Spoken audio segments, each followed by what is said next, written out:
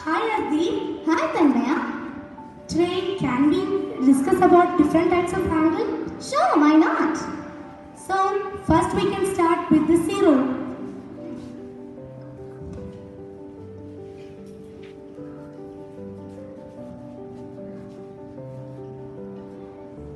The angle which measures exactly zero is called as the zero angle.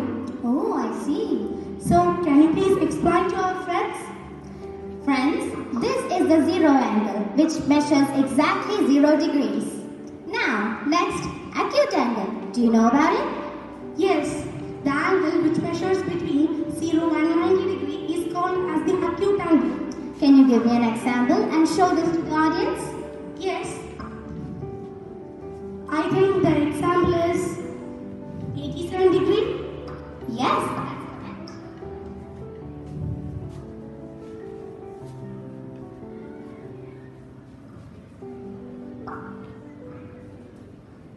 Hey friends, this is the acute angle which measures between 0 and 90 degree. Now, let us learn about the right angle. The right angle measures exactly 90 degrees.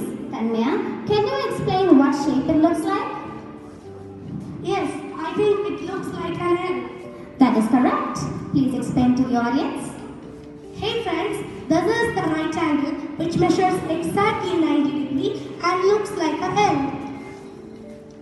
Now, let us learn about the obtuse angle. Tanmaya,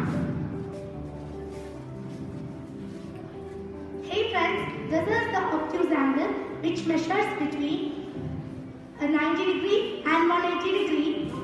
now can you show me the right angle?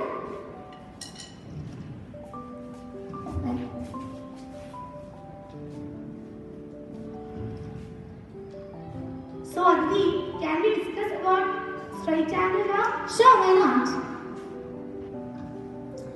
The straight angle looks exactly like a line. It measures exactly 180 degrees.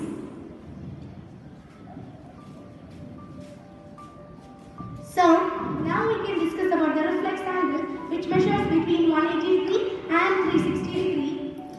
This is the reflex angle, which measures between 180 degrees and 360 degrees. So at last and the final one is the 360 degree angle, the complete angle which measures exactly 360 degree. Yes, look at this. It is a complete circle coming from here to here. So now you learn all the types of angle, right Aditi? Yes. So can you please point out all the types of angle in the chart? Sure, which one should I? You should point out the straight angle. Straight angle. Ah, isn't it this one, which measures 180 degrees? Yes, you are correct. So can you please ask one question to our audience? Yes. Everyone, which is the reflex angle? This one or the bottom one? Correct. It is the bottom one. Thank you. Thank you. Today, we are going to perform an activity to verify algebraic identities using square and rectangle cutouts. Now, we are going to take a square with side A. Can you say the formula for finding the area of a square? It's side into side. So, the area of a square having its side A is A square. Now let us take a rectangle having its length as A and breadth as B. So can you tell me the formula for finding a rectangle? Yes, that's right. Length into breadth. So the area of this rectangle will be AB. Now, we are going to take a similar rectangle with length A and breadth B. So, now can you tell me the area of this rectangle? It's AB.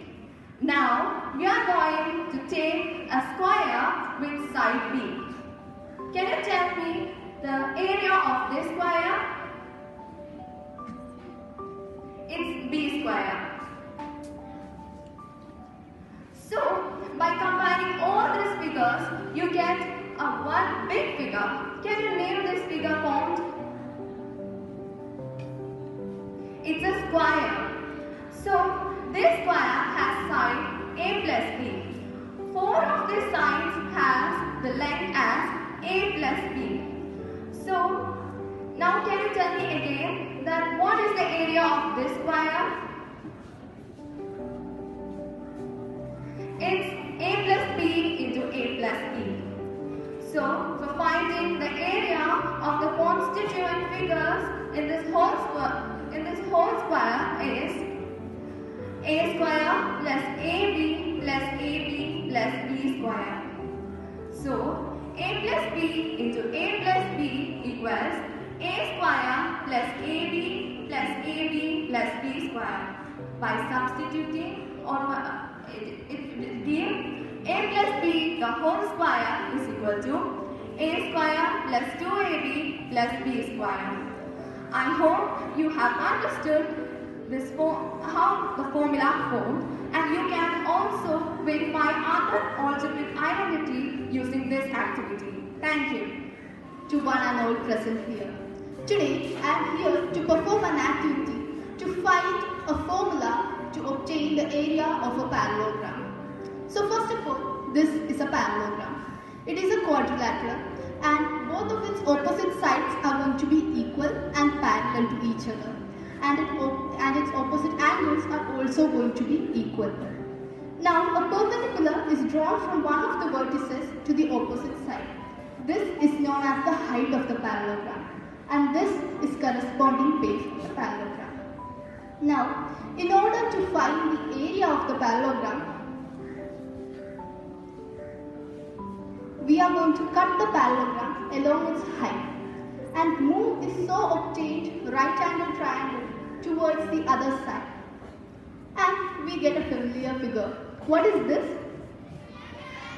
Yes, it's a rectangle. And what's the formula for the area of a rectangle? Yes, L into B, length into breadth. Here we can see that the length of the rectangle is the base of the parallelogram and the breadth of the rectangle is the height of the parallelogram. So the area of the parallelogram is going to be base into height. That's it. Thank you and have a great day. My name is Keshavai Pillai and I am here to demonstrate the model on the 3D axis. There are mainly three axes: x-axis, y-axis and z-axis. These axes splits the space into 8 equal parts known as octants. In the first octants, the coordinates are positive, positive and positive, in which x-axis is towards the positive direction, y-axis is towards the positive direction and the z-axis is towards the positive direction. Similarly, in the second quadrant, it's negative, positive and positive, in which the x-axis is towards the negative direction and y and z-axis are towards the positive direction. Similarly, in the third quadrant, it's negative, negative and positive. In the fourth quadrant, it's positive, negative and positive. And similarly, in the fifth quadrant, it's positive, positive and negative. And in the sixth quadrant, it's negative, positive and negative. In seventh quadrant, it's negative, negative and negative. And in the eighth quadrant, it's positive, negative and negative. Thank you.